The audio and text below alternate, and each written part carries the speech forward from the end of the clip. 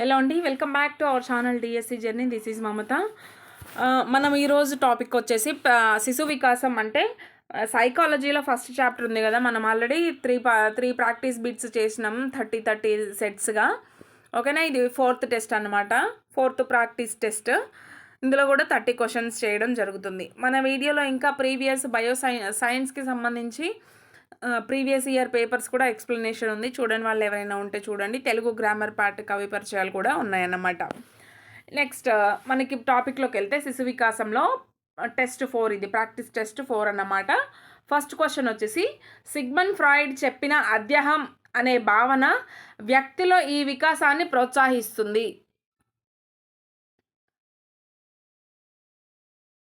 ఓకేనా, Sigmund Freud చెప్పిన అధ్యయనం అనే ఆ భావన వ్యక్తిలో ఏ వికాసాన్ని ప్రోత్సహిస్తుందంటే సంజ్ఞానాత్మక వికాసమా, ఉద్వేగ వికాసమా, సాంఘిక వికాసమా, నైతిక వికాసమా? మనకి సిగ్మండ్ ఫ్రాయిడ్ చెప్పిన అధ్యయనం అనే భావన నైతిక వికాసంని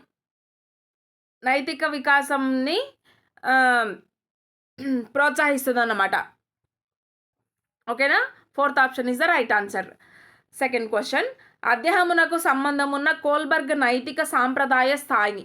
ఆప్షన్ 1 వచ్చేసి పూర్వ సాంప్రదాయ స్థాయి, ఆప్షన్ 2 సాంప్రదాయ నైతిక స్థాయి, ఆప్షన్ 3 ఉత్తర సాంప్రదాయ స్థాయి, ఆప్షన్ 4 నియత ప్రచాలక దశ.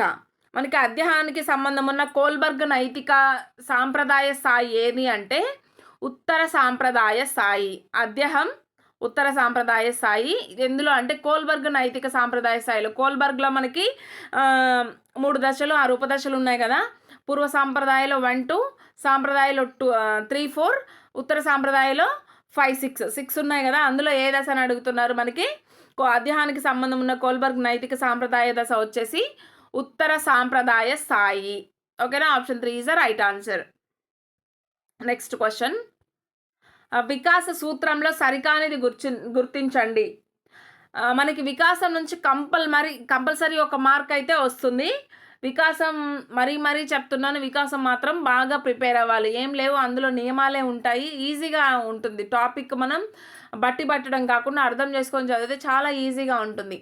ఓకేనా, వికాస సూత్రంలో సరికానిది అడిగారు. 3 సరైనవి, 1 సరికానిది. ఇందులో అదేంటో చూద్దాం. వికాసం జీవితాంతం కొనసాగుతుంది. అవును, వికాసం జీవితాంతం కూడా కొనసాగుతూనే ఉంటుంది.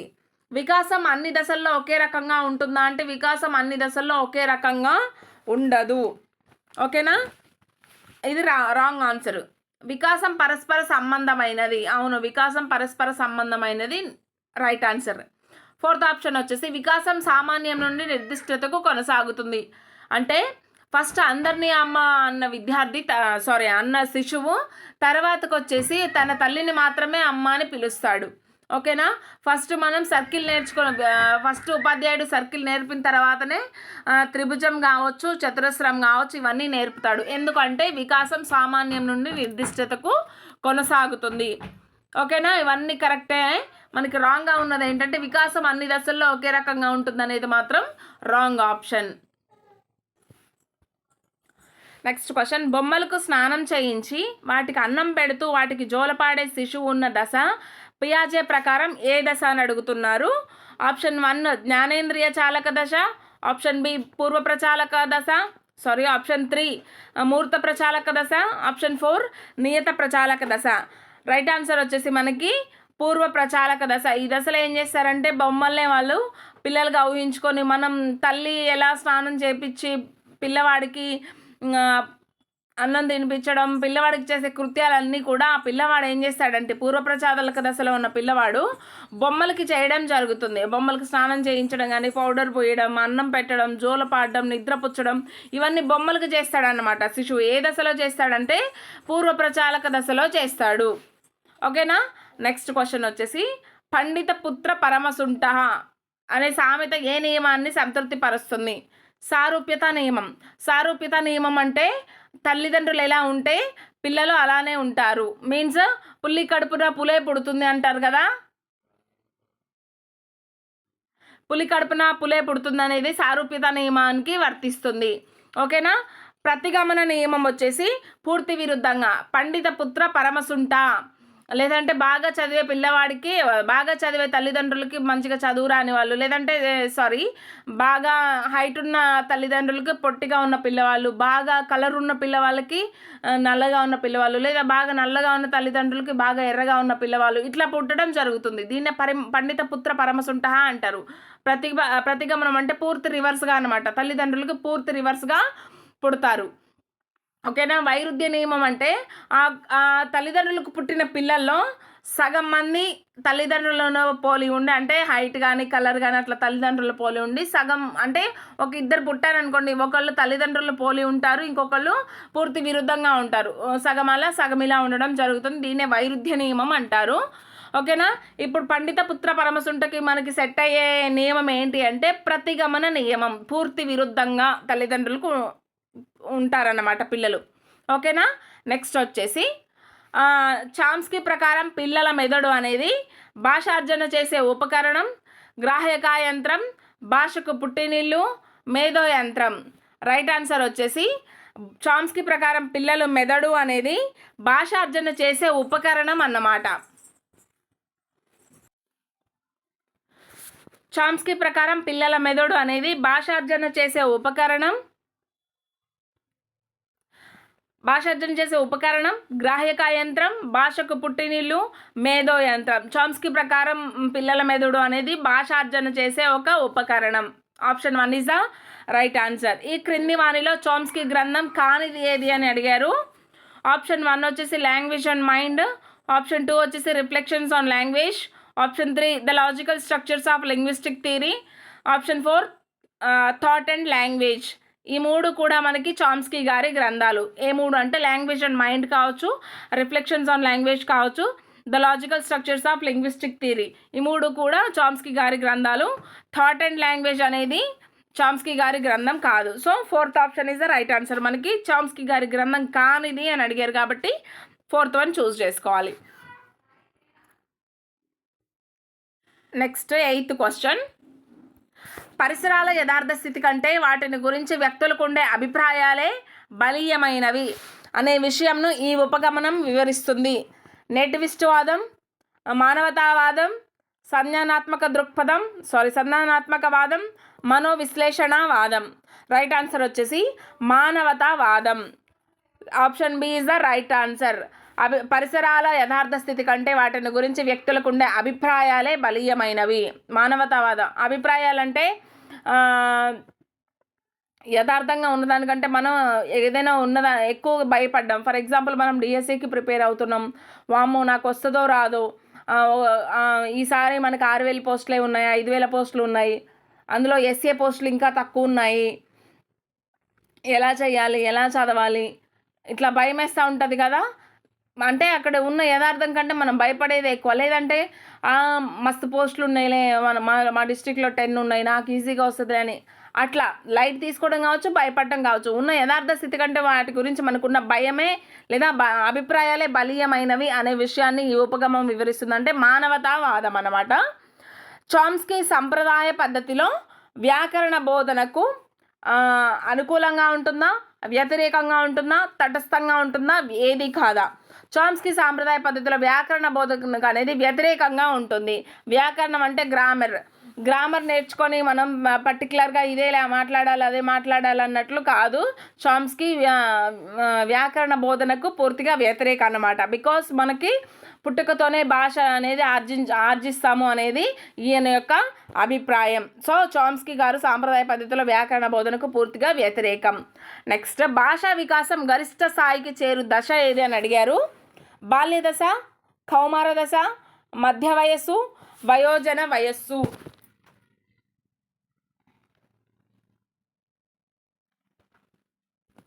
ఓకేనా.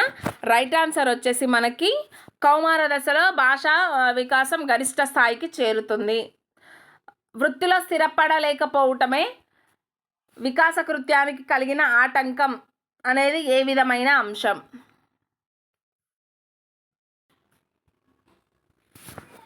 వృత్తిలో స్థిరపడలేకపోవటం అనే వికాస కృత్యాన్ని కలిగిన ఆటంకం ఏ విధమైన అంశం అని అడిగారు. మానసికపరమైనది, సాంఘికపరమైనది, నైతికపరమైనది, ఉద్వేగపరమైనది. వృత్తిలో స్థిరపడలేకపోవడం అనే వికాస కృత్యం మానసికపరమైన ఆటంకాన్ని సూచించే అంశము. పరివ్యాప్తంతో కూడుకున్న దశ ఏది అని అడిగారు. పూర్వ బాల్య దశ, ఉత్తర బాల్య దశ, కౌమార దశ, యవ్వన ఆరంభ దశ. రైట్ ఆన్సర్ వచ్చేసి పరివ్యాప్తంతో కూడుకున్న దశ వచ్చేసి యవ్వన ఆరంభ దశ. పరివ్యాప్తం అంటే ఒకదానిచ్చే మరొకటి వ్యాపించి ఉండడం. ఇట్లా మనం బాటనీలో కొన్ని ఫ్లవర్స్ చూస్తాం కదా,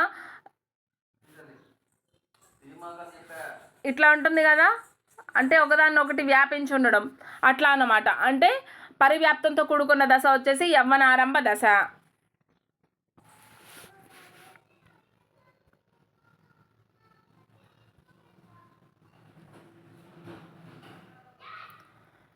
నెక్స్ట్ క్వశ్చన్ వచ్చేసి ఈ క్రింది వాణిలో ఆదర్శాత్మక ఆత్మభావనను సూచించేది ఏది అని అడిగారు.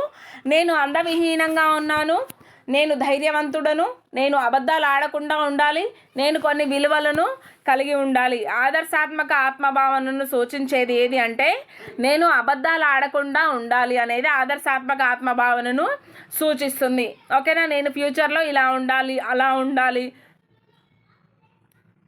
నాకు నేను అనుకోవడం కాదు, నన్ను నేను సప్రెస్ చేసుకోవడం కాదు, ఫ్యూచర్లో నాలో ఈ లక్షణం అనేది పెంపొందాలి. ఓకేనా. ఈ లక్షణం నాలో ఫ్యూచర్లో నేను పెంపొందించుకోవాలి. వాస్తవిక నుంచి ఆదర్శాత్మకు వెళ్ళేది ఏంటంటే ఏదైనా కొన్ని మంచి లక్షణాలను పెంపొందించుకోవడం. నేను అలా ఉండాలి, నేను ఇలా ఉండాలి, నేను ఆదర్శంగా ఉండాలి, అబద్ధాలు ఆడకుండా ఉండాలి, వ్యక్తిగతంగా మంచిగా ఉండాలి, ఇన్ ఫ్యూచర్లో ఎలా ఉండాలి అని ఉండాలి అని ఇప్పుడు అనుకోవడమే అదే ఆదర్శాత్మక భావన అన్నమాట. ఓకేనా.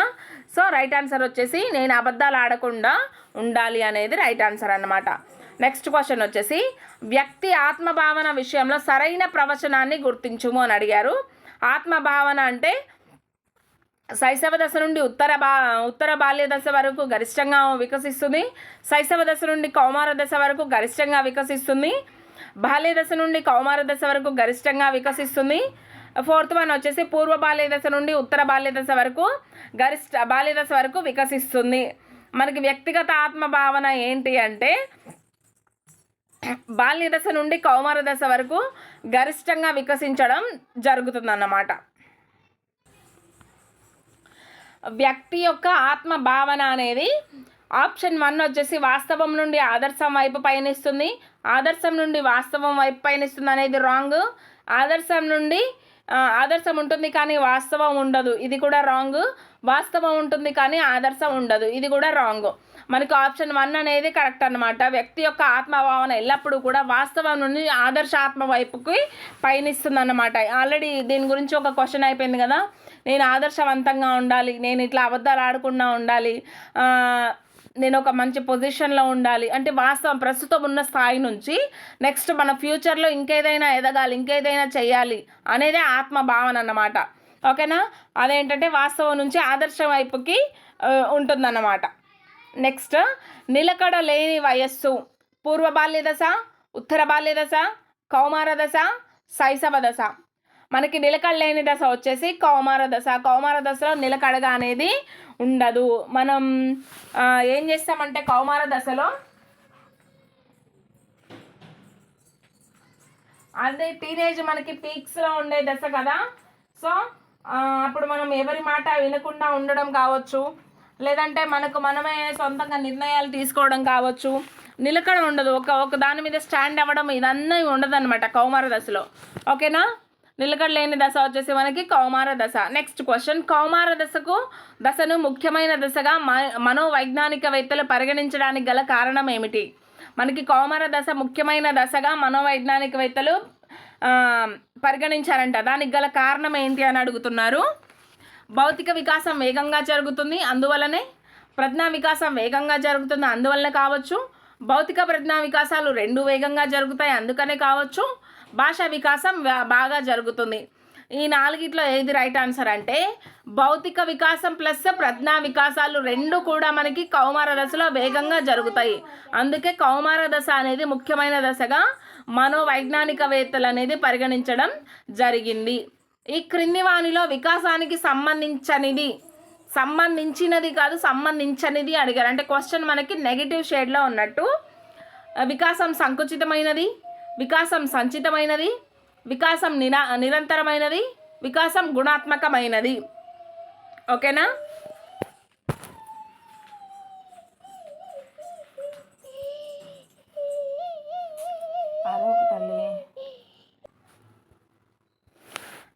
వికాసం సంకుచితమైనది అనేది రాంగ్ అనమాట. సంచితమైనది కరెక్టే, నిరంతరంగా జరుగుతూనే ఉంటుంది. గుణాత్మకం ప్లస్ గణాత్మకం రెండు అని కూడా అంటాము, గుణాత్మకం మరియు గణాత్మకం. ఓకేనా? నెక్స్ట్ వచ్చేసి రాబర్ట్ హావిగ్ హారెస్ట్ వికాస కృత్యాలను ఎన్ని వయోస్థాయిలలో సూచించినారు? ఓకేనా? రైట్ ఆన్సర్ వచ్చేసి 6 వయోస్థాయిలలో సూచించడం జరిగింది.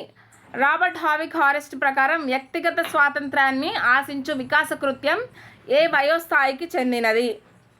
ఓకేనా? 0 to 6 years, 6 to 12 years, 12 to 18 years, 18 to 30 years. 6 to 12 yearsలో వ్యక్తిగత స్వాతంత్రాన్ని ఆశిస్తారంట పిల్లవాళ్ళు. ఓకేనా?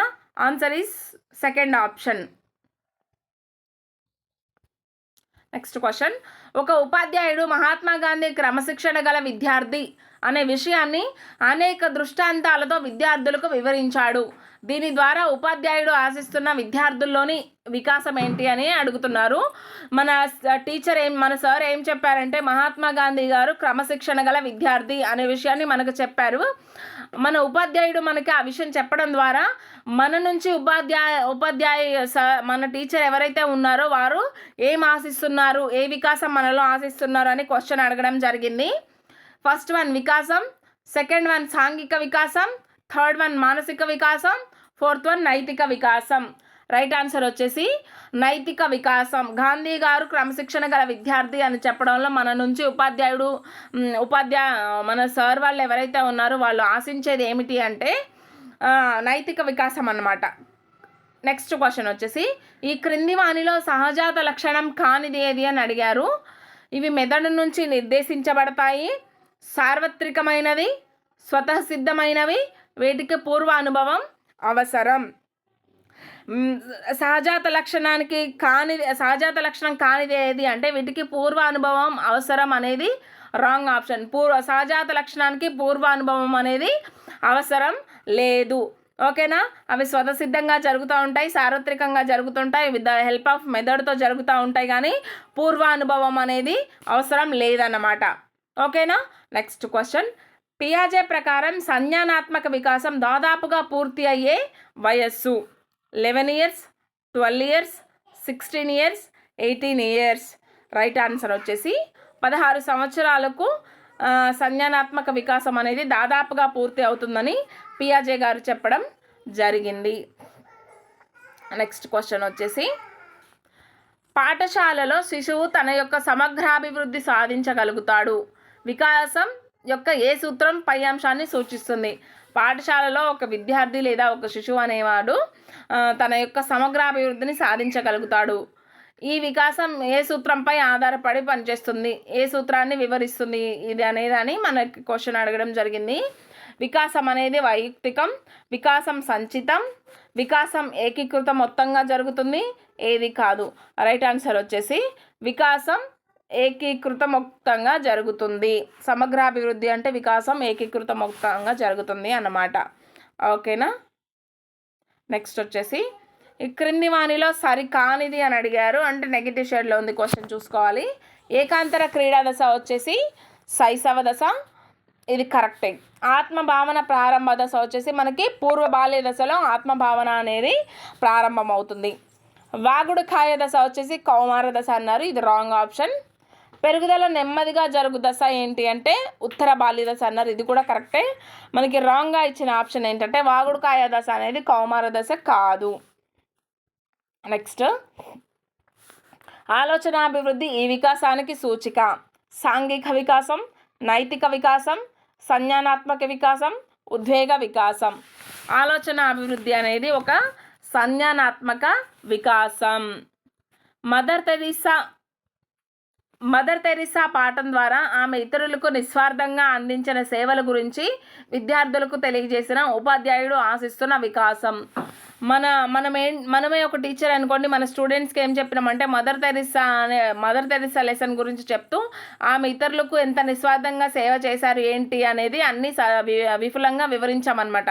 అప్పుడు మనం ఏం ఆశిస్తున్నాం స్టూడెంట్స్ నుంచి అని అడిగారు క్వశ్చన్. మనం ఏం ఆశిస్తామంటే విద్యార్థులలో సాంఘిక వికాసాన్ని, సోషలైజేషన్, ఆమె ప్రజలకు ఎలా సేవ చేసింది ఏంటి అనేవన్నీ మనం చెప్తున్నాం కాబట్టి సాంఘిక వికాసాన్ని ఆశిస్తున్నాం అన్నట్టు మనం. ఓకేనా? Option 1 is the right answer. అండంలో ఉండే క్రోమోజోమ్ల సంఖ్య 23, 22, 23 జతలు, 22 జతలు. రైట్ ఆన్సర్ వచ్చేసి 23. అండంలో 23, శుక్రకణంలో వచ్చేసి మనకి 23 ఉండడం జరుగుతుంది. ఓకేనా? ఈ రెండు కలిస్తే మళ్ళీ 46 లేదా వీటిని 23 పెయిర్స్ అని కూడా అంటారు. మానవుని ప్రతి కణంలో కూడా 23 జతలు ఉంటాయి, కానీ అండంలో మరియు శుక్రకణంలో వచ్చేసి ఓన్లీ 23 మాత్రమే ఉంటాయి. ఎందుకంటే ఆ రెండు కలిస్తేనే కదా మళ్ళీ పిండం ఏర్పడేది. ఓకేనా? కాబట్టి అండంలో ఓన్లీ 23 క్రోమోజోమ్లు మాత్రమే ఉంటాయి, 23 జతలు కాదు. Next question. సాధారణ సంఖ్యా భావన నుండి సరి సంఖ్యలు, బేసి సంఖ్యలు, ప్రధాన సంఖ్యలు అనే భావనను విస్తృతపరిచిన ఉపాధ్యాయుడు అనుసరించిన వికాస సూత్రం ఏది? వికాసం సంచితం, వికాసం ఏకీకృతం, వికాసం సాధారణం నుండి నిర్దిష్టానికి కొనసాగుతుంది, వికాసం క్రమానుగతం. మన రైట్ ఆన్సర్ వచ్చేసి వికాసం అనేది సాధారణం నుంచి నిర్దిష్టానికి కొనసాగుతుంది. ఫస్ట్ పిల్లవాడు ఏం నేర్చుకున్నాడంటే సంఖ్యా భావన నేర్చుకున్నాడు. తర్వాత సరి సంఖ్యలు, బేసి సంఖ్యలు, ప్రధాన సంఖ్యలు అనే భావనను ఉపాధ్యాయుడు నేర్పించారు. ఇలా ఎందుకు నేర్పించారంటే వికాసం ఎల్లప్పుడూ కూడా సాధారణం నుంచి నిర్దిష్టానికి వెళ్తుందన్నమాట. ఫస్ట్ అందరినీ అమ్మ అని పిలిచిన చిన్నారి వచ్చేసి తర్వాత తన అమ్మను మాత్రమే అమ్మ అని పిలవడం. ఫస్ట్ మనం సర్కిల్ నేర్చుకున్న తర్వాతనే త్రిభుజం కావచ్చు, లేదంటే చతురస్రం కావచ్చు, ఇవన్నీ నేర్చుకోవడం. ఇవన్నీ కూడా వికాసం సాధారణ నుంచి నిర్దిష్టంగా కొనసాగుతుందనడానికి ఎగ్జాంపుల్ అన్నమాట. నెక్స్ట్ వచ్చేసి